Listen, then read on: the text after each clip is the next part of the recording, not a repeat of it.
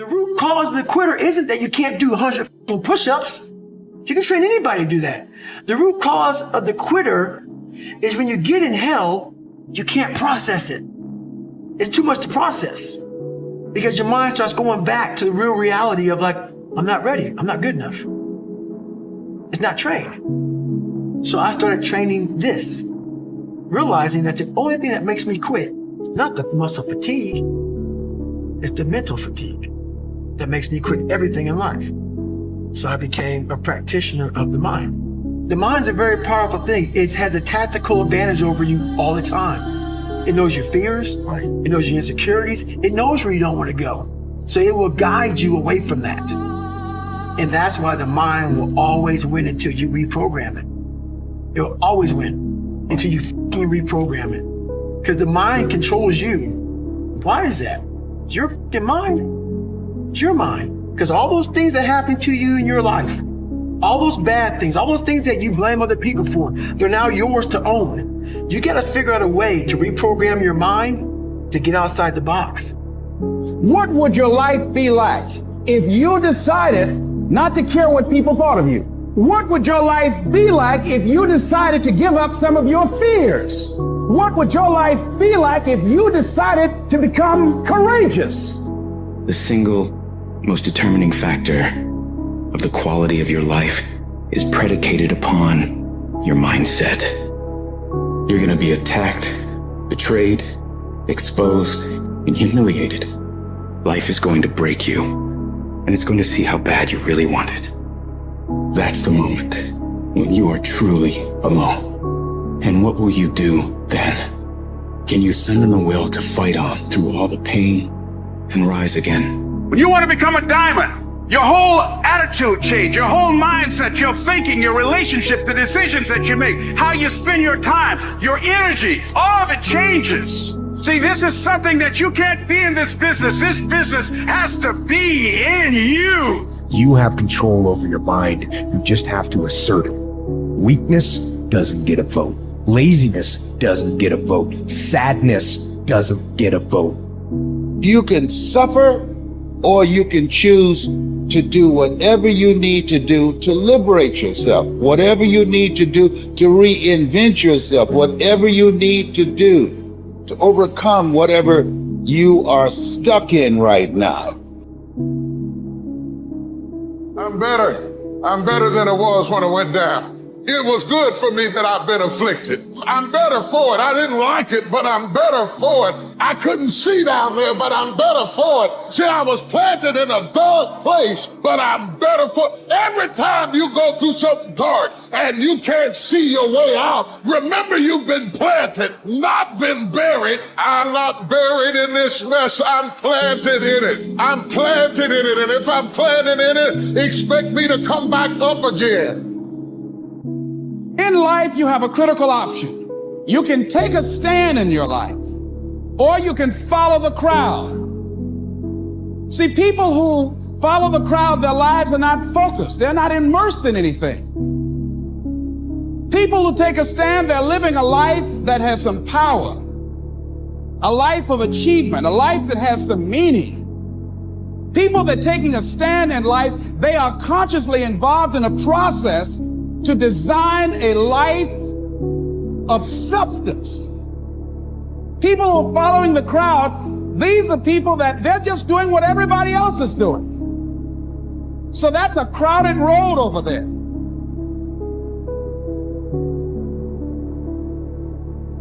You have to learn to train your mind well beyond motivation. If you have motivation, that's great. That's some kindling to the fire. All it takes is a little bit of spark, you can burn the whole forest up. But motivation, you have to learn to exist without it.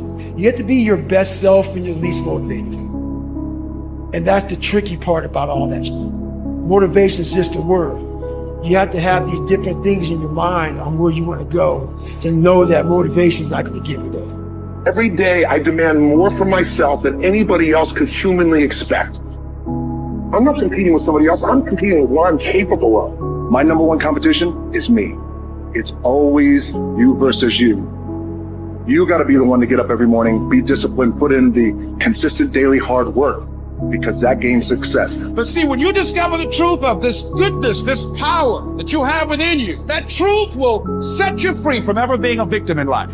That truth will enable you to handle things with a level of equanimity that will surprise you. The real message is we all started from nowhere. I mean, we all had bullshit jobs. We all felt like losers. But through time and effort, you build a stronger human. You build a stronger body, you build a stronger mind, you build accomplishments and will and momentum.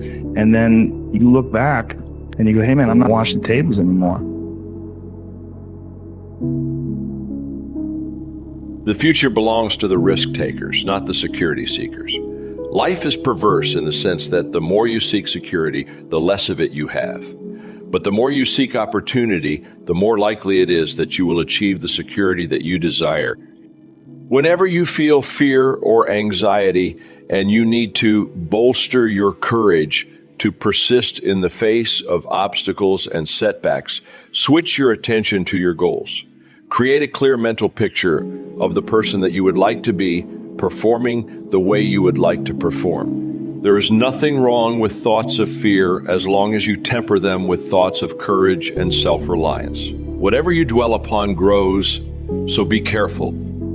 This brings us to a very important mental principle called the law of accumulation. The application of this law is a fundamental reason for success in every field, including yours. This law says that every great life or great career is an accumulation of hundreds and perhaps thousands of efforts that nobody ever sees or appreciates. Great success is the result of countless hours, maybe even months and years of preparation and hard work toward the goal of becoming very good at what you're doing. This law of accumulation says that life is very much like a balance sheet with both credits and debits. Every time you do something positive to enhance your abilities and to improve your life, you get a credit on the credit side of your ledger.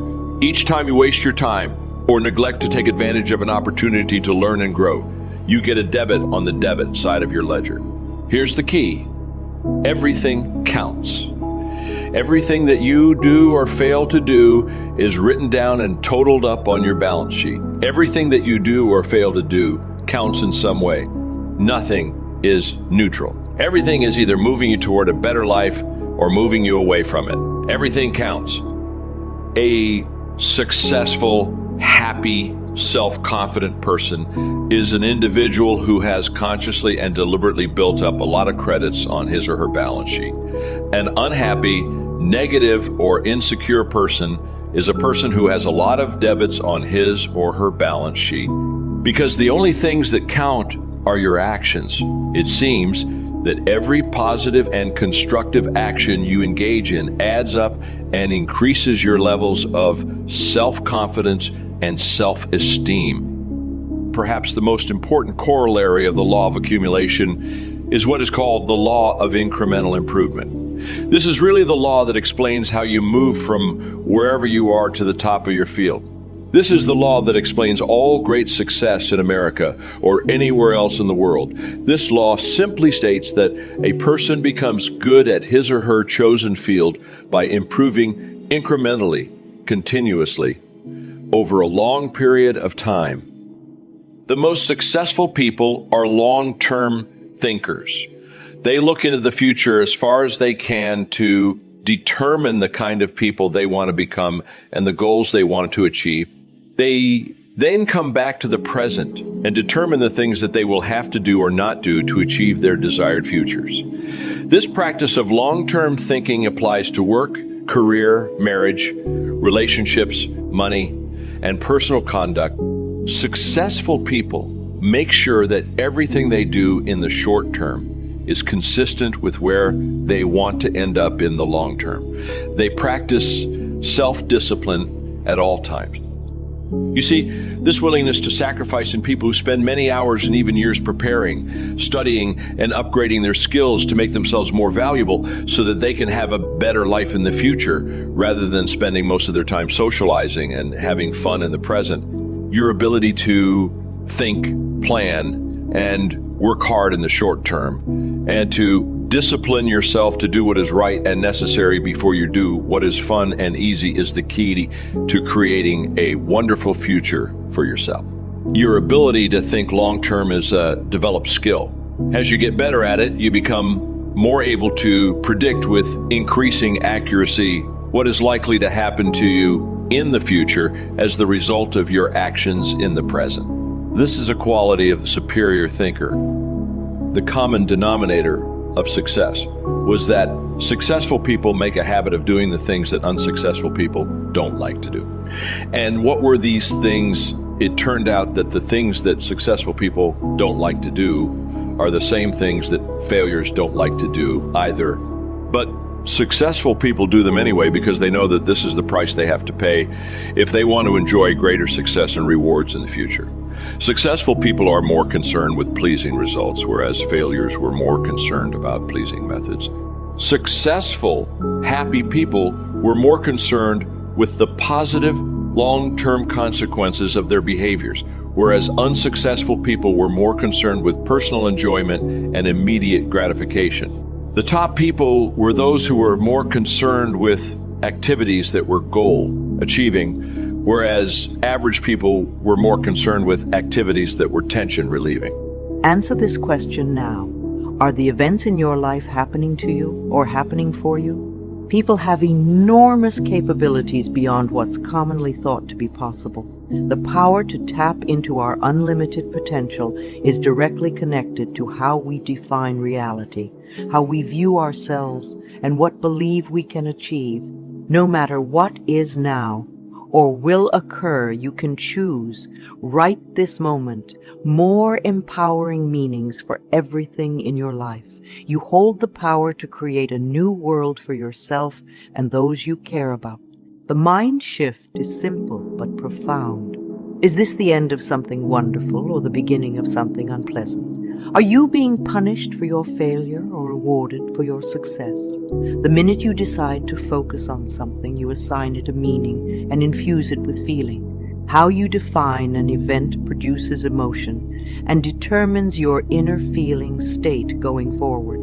The meaning you assign to any event, interaction, or outcome defines the emotional tone of your experience and the feelings you generate throughout your life. Meaning equals emotion, and emotion equals life. The meaning you give your experiences will always change how you feel, and the emotion you feel always becomes the quality of your life. Our memories are actually anchors to feeling states, images, sounds, and sensations. All of these aspects rely on the meaning we give to them. The meaning you attach to something produces the emotion of your life, and your emotion is your life. Meaning equals emotion, emotion equals life. Write this down or memorize this stanza. This is the essence to the entire power of meaning. The meaning you give events, interactions, and outcomes determines how you feel. Meaning informs your emotional state. By creating a ladder of positive and empowering meanings, you effectively change the direction of your life and provide yourself rational, proven reasons your success will continue. And it all starts now with your decision to become conscious of the meanings you are constantly creating. This technique is called reframing, and it's one of the most powerful tools you can use to improve your psychology. Reframing isn't about pretending a situation is great when it may not be. Rather, it's about discovering what could be great, what you could learn by consequence, or how you can use the situation to create a better outcome. Perspective is a powerful thing. When you can reframe a particular experience or interaction, you can often change what happens as a result. Human beings tend to attach certain meanings to experiences. In actuality, there may be an infinite number of ways to interpret any experience. We frame the events in our life based on the ways we've decided to perceive similar experiences in the past, forming habitual patterns we repeat throughout our entire lives. Are your patterns helping or harming you? It's vital to remember that our perceptions are creative in nature. If we define something as negative, that's the message our brain receives and responds to by creating an emotional state to reinforce that reality. The quality of your life is the quality of your communication with yourself as well as with others. Reframing is the difference between being constantly disappointed and being consistently satisfied. By stacking positive interpretations, one after the other, you become the author of the success story of your own life. How would you feel at bedtime if every day turned out to be ideal, interesting, or even amazing? It's closer than you think. Start harnessing your innate ability to supercharge your emotions, empower your decisions, and elevate your life today through the power of meaning. The majority of the thoughts that we think every single day are the same thoughts as we thought yesterday. And in fact, 90% of them are. And the same thoughts leading to the same choices leading to the same behaviors creating the same experiences, and the same experiences producing the same feelings and emotions begins to cause our biology to become very similar, very same.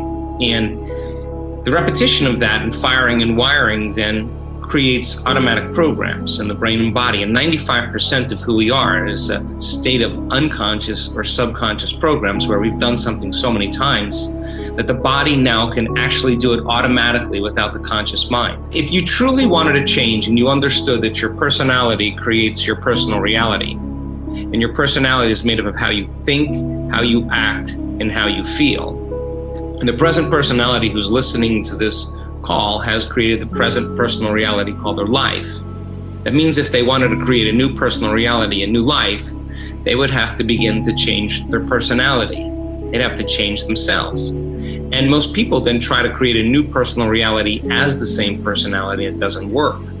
So then if you're sitting in your meditation and you ask yourself the question, who do I want to be when I open my eyes? What is the greatest expression of myself? And you said, okay, let me remind myself of how I no longer want to think. You know, the thoughts like, whatever, it's too hard, I'll never change, I'll never get what I want. Let me become so conscious of those unconscious thoughts that I wouldn't let that thought slip by my awareness today unnoticed by me and program my autonomic nervous system in a specific outcome. And then if you said, how would I want to speak today? How do I want to act? How do I want to behave? And you reminded yourself how you weren't going to act and how you weren't going to behave. And you became conscious of those unconscious habits to such a degree you wouldn't go unconscious and behave in the same way. That's when you're no longer the program. Now your consciousness observing the program. And if you said, when does my energy drop? What do I feel when I feel those typical familiar emotions? What are they? So let me name them, just so I'm so aware of them that when my energy drops, I can catch myself in that moment and not return back to the same familiar emotions and cause my body to believe it's back in the past. And we can't see a new future from the past. So that process then is what I call getting beyond the old self. And it's a disentangling from the program. The word meditation means to become familiar with. So as you sit there and become familiar with those states of mind and body, you begin to objectify your subjective self. Now you are becoming so aware of the unconscious programs, you won't go unconscious, and that's the first step to change. And then what if you said, what thoughts do I want to fire and wire in my brain? What thoughts do I want to put my attention behind and begin to install the new circuitry, the new hardware? And if I keep my attention on it and I fire and wire those thoughts, it's going to begin to become a software program, and that's going to be the new voice in my head. That's going to be the voice that's telling me, the new program, that you can, that it is possible. If we have experienced suffering, and within our minds and bodies, we hold that suffering and express it through our thoughts and feelings, we broadcast that energetic signature into the field. The universal intelligence responds by sending into our lives another event that will reproduce the same intellectual and emotional response. Our thoughts send the signal out, I am suffering. And our emotions, I am suffering, draw into our lives an event to match that emotional frequency. that is a good reason to suffer. In a very real sense, we are asking for proof of the existence of universal intelligence at all times, and it sends us feedback in our external environment at all times. That is how powerful we are. Why don't we send out a signal that will produce a positive outcome for us? How can we change so that the signal we send out matches what we intend to produce in our lives? We will change when we fully commit to the belief that by choosing the thought signal we send out, we will produce an effect that is observable and unexpected. With this objective intelligence, we are not punished for our sins, that is, our thoughts, feelings, and actions, but by them.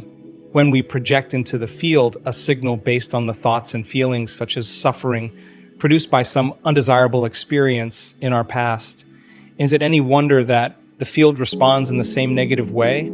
How many times have you uttered these words, or very similar ones? I can't believe it. Why does this always happen to me? Based on your new understanding of the nature of reality, do you now see that those statements reflect your acceptance of the Newtonian Cartesian model in which you are a victim of cause and effect? Do you see that you are fully capable of causing an effect yourself? Do you see that instead of responding in the manner above, you could be asking yourself, how can I think, feel, and behave differently to produce the effect, result that I want? Our mission, then, is to willfully move into the state of consciousness that allows us to connect to universal intelligence, make direct contact with the field of possibilities, and send out a clear signal that we truly expect to change and to see the results that we want in the form of feedback produced in our lives. When you do create purposefully, request a sign from the quantum consciousness that you have made contact with it. Dare to ask for synchronicities related to your specific desired outcomes. When you do, you are being bold enough to want to know that this consciousness is real and that it is aware of your efforts. Once you accept this, then you can create in a state of joy and inspiration. This principle asks us to lay down what we think we know, surrender to the unknown, then observe the effects in the form of feedback in our lives. And that is the best way we learn. When we get positive indications, when we see our external circumstances shift in a favorable direction, we know that whatever we did inside of us was right. Naturally, we'll remember what we did so we can do it again. So when feedback begins to occur in your life, you can choose to be like a scientist in a process of discovery. Why not monitor any changes to see that the universe is favorable to your efforts and prove to yourself that you are that powerful? So how can we connect with that state of consciousness? I think we've all experienced those synchronicities where you're thinking about something or you have an intention and all of a sudden you start to see reality kind of conform itself around you in some way and you're not going anywhere to get it. Somehow it seems to be coming to you. And there's a very direct correlation between energy and reality. So when you start to synchronize your energy to a possibility that exists in the quantum field and you have a coherent brain, there's a very, very specific signal that we can send out that's very, very coherent and clear. And when we match that brain coherence with heart coherence, it is the heart that acts as a magnet and draws the experience back to us. So the thought being the electrical charge and the feeling being the magnetic charge, and how you think and how you feel broadcasts information into the quantum field. And I think whatever we broadcast into the field is our experiment with destiny. So we either create from the field or we create from matter. And if we create from matter as bodies local in space and time and three-dimensional reality, we have to move through space to get what we want. We have to move back and forth to work and drive there to manifest our dreams. And in creating in three-dimensional reality takes time and it takes energy. Sometimes people get so lost In reality, they forget what their dreams were because there's too much time between cause, the thought, and effect, the experience. And that's what separation does in three-dimensional reality. Creating from the field and getting beyond yourself, your associations to everything physical and known, and being able to enter through a small door, the eye of the needle, the quantum field, passing through that eye of the needle as pure consciousness and connecting to a field, and teaching people how to create from the field instead of from matter, connected to that unified field, to source energy. When they create from source and they're connected to source, and source is the cause that creates matter, the effect. If we create from source, connected to it from the field instead of from matter, we don't have to go anywhere now to get what we want. We begin to draw the experiences to us. So by combining heart coherence with brain coherence, now we have a Wi-Fi signal.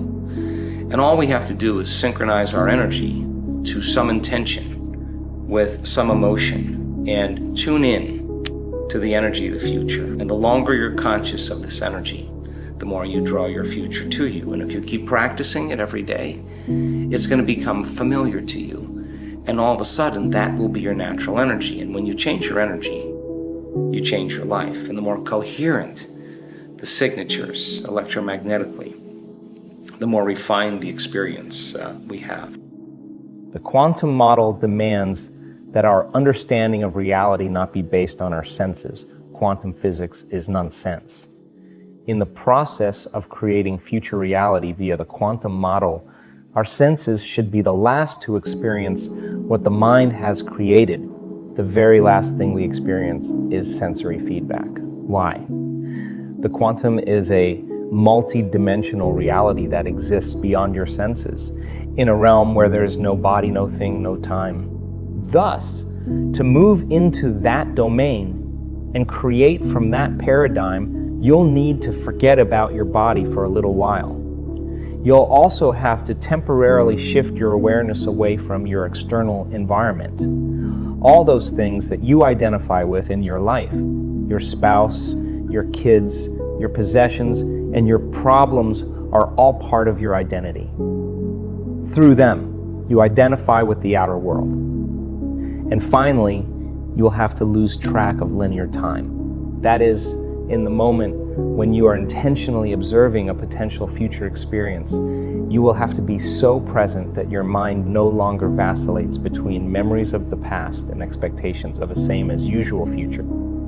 Isn't it ironic that to influence your reality environment, heal your body, or change some event in your future time, you have to completely let go of your external world? Nothing. You have to release your awareness of your body, no body. You have to lose track of time, no time. In effect, you have to become pure consciousness. Do that, and you have dominion over the environment, your body, and time. I affectionately call these the big three. And since the subatomic world of the field is made purely of consciousness, you cannot enter any other way than via pure consciousness yourself. You cannot walk through the door into the quantum field as a somebody. You must enter as a nobody. Your brain has the innate ability to harness this skill. When you understand that you are fully equipped to do all this, leave this world behind and enter a new reality beyond space and time. You will be naturally inspired to apply it in your life. What does it mean to be beyond space and time? These are constructs that humans created to explain physical phenomena involving location and our sense of the temporal. When we talk about a glass sitting on a table, we reference it in terms of location, where it is in space, and how long it has occupied that location. As humans, we're obsessed with these two conceptions: where we are, how long we've been there, how long we will remain, where we'll go next. Even though time is not something that we can actually sense, we feel it passing in much the same way that we sense our location in space. We feel the seconds, minutes, and hours passing by, just as we feel our bodies pressed against our chairs and our feet planted on the ground. In the quantum field, the infinite probabilities for materializing reality are beyond time and space. because a potential doesn't yet exist. If it doesn't exist, it doesn't have a location or occupy a position temporally. Anything that doesn't have material existence, that hasn't had its waves of probability collapsed into particle reality, exists beyond space and time. Since the quantum field is nothing but immaterial probability, it is outside of space and time. As soon as we observe one of those infinite probabilities and give it material reality, it acquires those two characteristics. Great. We have the power to make material a reality of our own choosing by selecting it from the quantum field. But we have to somehow access that field. We're always connected to it, but how do we get the field to respond to us if we're constantly emitting energy and therefore sending information to the field and receiving information from it? How do we communicate more effectively with it? For now, what you need to know is that to enter the field, which exists beyond space and time, you have to enter a similar state. Do you ever have any experiences when time and space seem to disappear? Think of those moments when you're driving and your thoughts are focused on some concern you have. When that happens, you forget about your body. You are no longer aware of how you feel in space. You forget about the environment. The external world disappears, and you forget about time. You have no idea how long you are tranced out. At moments like these, you've been at the threshold of the door that allows you to enter the quantum field and gain access to working with universal intelligence. In essence, you've already made thought more real than anything else. I've led you from the notion that mind and matter are fully separable to the quantum model, which states that they are inseparable. Mind is matter and matter is mind. So all those times in the past when you tried to change, maybe your thinking was fundamentally limited. You likely believed that it was always circumstances outside of you that needed to change. If I didn't have so many other commitments, I could lose the excess weight, and then I'd be happy. We've all stated some variation on that theme. If this, then that. Cause and effect. What if you could change your mind, your thoughts, your feelings, and your way of being, outside the bounds of time and space? What if you could change ahead of time and see the effects of those internal changes in your external world? You can. What has profoundly and positively changed my life and the lives of so many others is the understanding that changing one's mind, and thereby having new experiences and gaining new insights, is simply a matter of breaking the habit of being oneself. When you overcome your senses, when you understand that you are not bound by the chains of your past, when you live a life that is greater than your body, your environment, and time, all things are possible. The universal intelligence that animates the existence of all things will both surprise and delight you. It wants nothing more than to provide you with access to all you want. In short, when you change your mind, you change your life.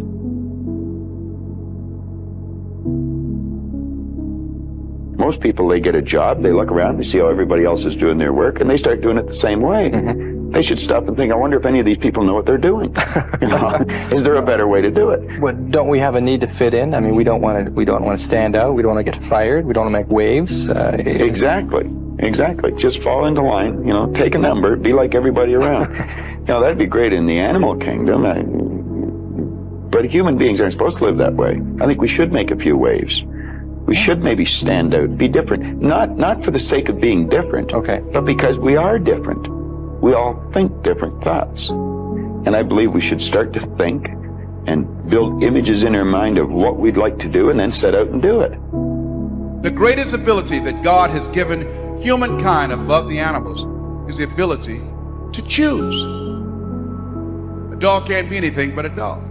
A cat can't be anything but a cat. A human being has the power to choose. We can choose.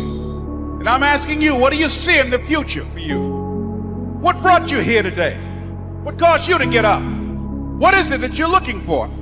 What would you like to do? What do you believe you've been destined to do? What talents, skills, giftings, and abilities do you possess to support your desire to do it? What are your motives for wanting to do it? Why do you want to become what you are looking to become? What steps are you taking to become and to live the life to make the dream a reality? Life is death without change.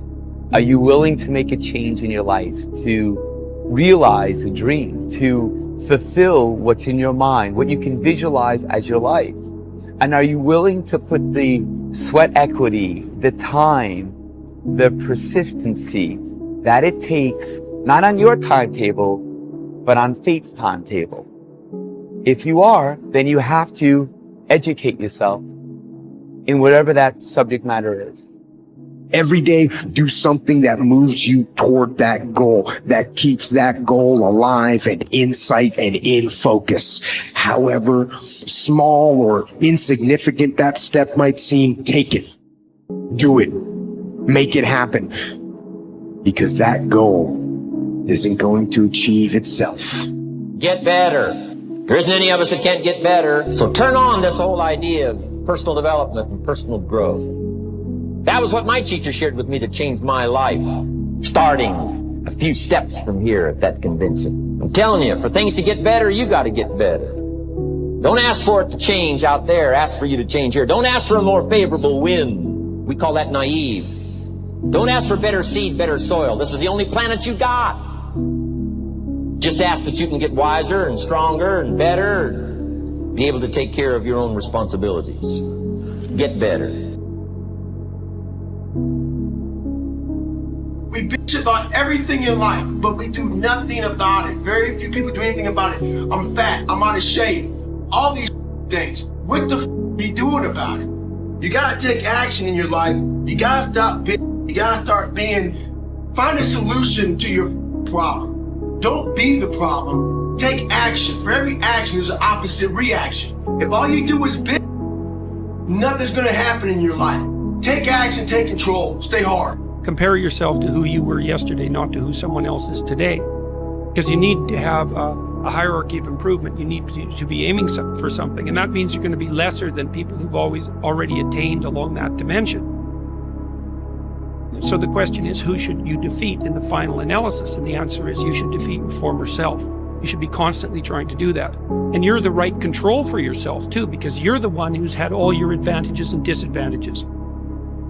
Do you understand what that means? Do you understand how aggressive you gotta be? Do you understand even when you're aggressive, you still gotta have patience? Do you really understand the work that has to be applied to it? Because you can want all day long, but if you don't apply action to it, then how can you achieve? How can you achieve the greatness that's within you? How bad do you really want it? You gotta hear me. People talk about Oprah Winfrey, Ted Turner, Warren Buffett. Listen to me. I don't care how much money you make. You only get 24 hours in a day. And the difference between Oprah and the person that's broke is Oprah uses her 24 hours wisely. Your brain will trick you. You are your own worst enemy. You're failing because on a daily basis, you fail to exercise your self-discipline muscle. On a daily basis, you fail to sacrifice. You're failing because on a daily basis, you fail to come up with a plan. On a daily basis, you fail to get uncomfortable. You fail to push past your limits. And you fail to believe in yourself. Here's the problem I find most people have. They judge themselves through the lens of a moment. They fail at something. They miss. They embarrass themselves. They flub something. And they think that defines who they are. But I'm telling you right now, you're not defined by who you are. You're defined by who you want to become and the price you're willing to pay to get there. Because life doesn't give you what you want. It gives you what you deserve. And if you haven't worked for it, if you haven't sacrificed for it, if you haven't given your all, then you don't deserve it. And you won't get it.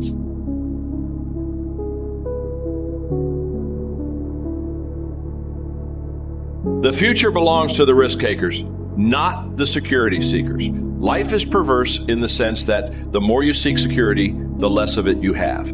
But the more you seek opportunity, the more likely it is that you will achieve the security that you desire. Whenever you feel fear or anxiety and you need to bolster your courage to persist in the face of obstacles and setbacks, switch your attention to your goals. Create a clear mental picture of the person that you would like to be, performing the way you would like to perform. There is nothing wrong with thoughts of fear as long as you temper them with thoughts of courage and self-reliance. Whatever you dwell upon grows, so be careful. This brings us to a very important mental principle called the law of accumulation. The application of this law is a fundamental reason for success in every field, including yours. This law says that every great life or great career is an accumulation of hundreds and perhaps thousands of efforts that nobody ever sees or appreciates.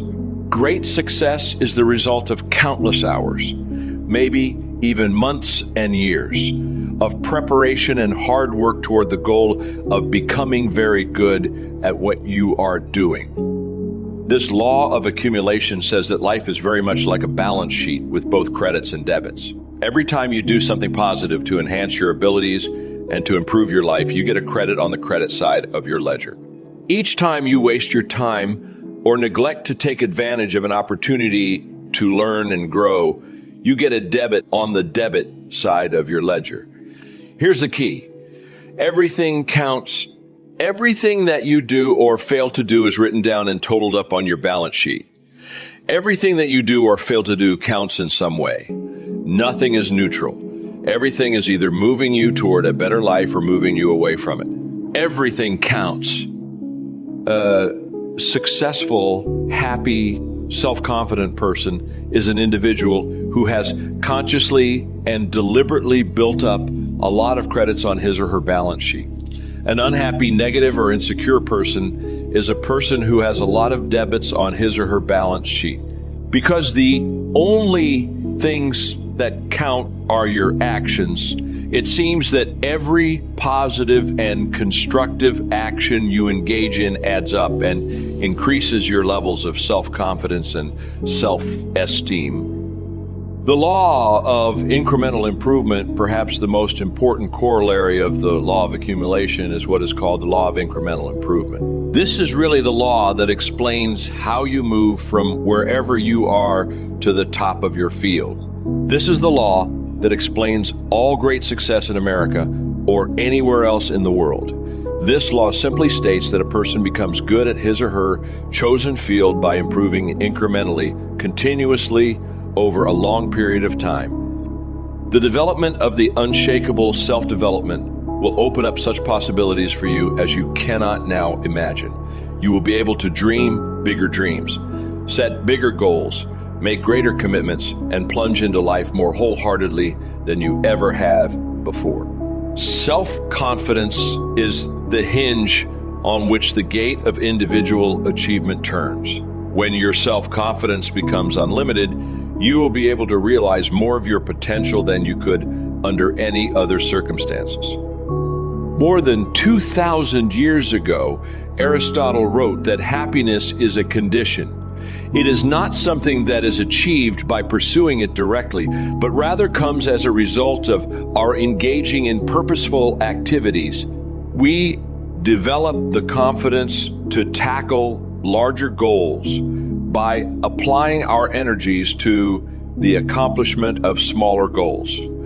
We build up our confidence as we move forward until we reach the point at which there is nothing that we won't take on. In fact, the habit of setting and achieving ever larger goals is absolutely indispensable to the development of ever higher levels of self-confidence and personal power. You can only really believe in yourself when you absolutely know that you have the ability to do what you set out to do. True self-confidence does not come from positive wishing or positive hoping or positive thinking.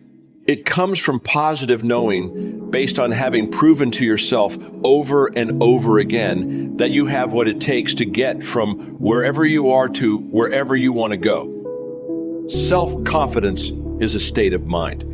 It is an attitude and as an attitude, it is more important than facts. However, it must be based on facts to be the kind of self-confidence you can rely on in a crunch.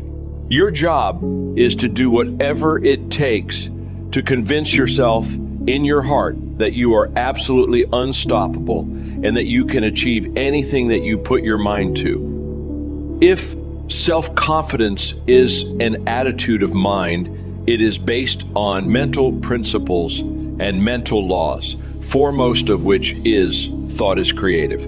You are not what you think you are, but what you think you are.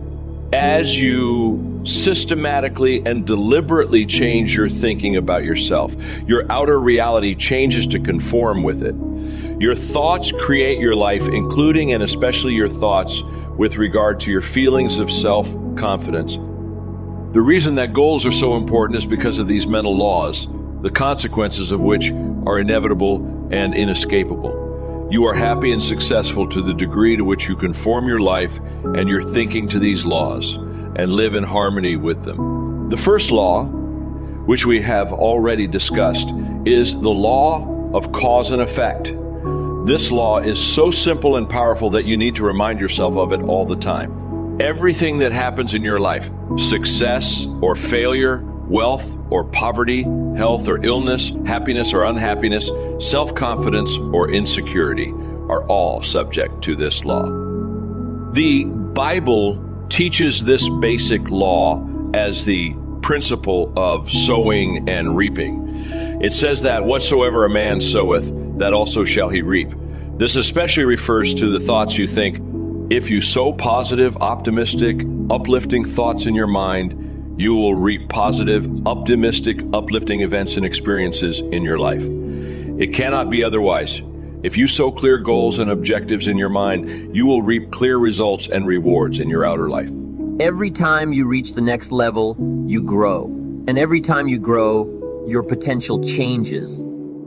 After you conquer that challenge, you discover that what you are now capable of has changed. You have more strength to conquer higher mountains. If you are going to reach your true potential, you have much bigger challenges to face.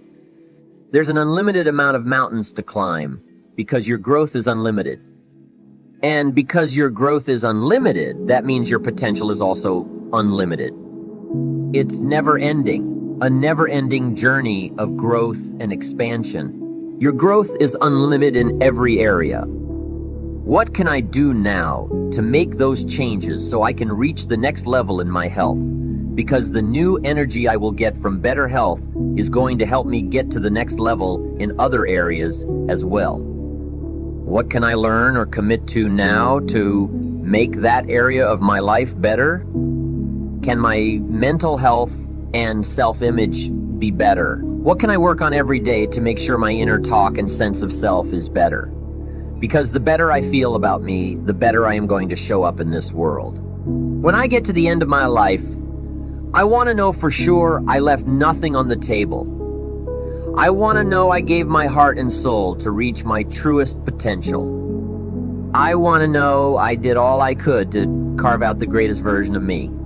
No regrets. That's what it's about. Having zero regrets. And you can only have no regrets if you gave every ounce of your soul while you were alive on this planet. Every area can be mastered, so I am going to master every area. What's the point in having one piece of the pie? I'm cooking the whole thing, so I'm going to enjoy the whole thing, piece by piece, until my soul is full, and it will never be full until the end of my life. When I look in the mirror and can say, honestly, I gave everything to be my very best, and I'm proud of who I have become. Until that day, I will not stop.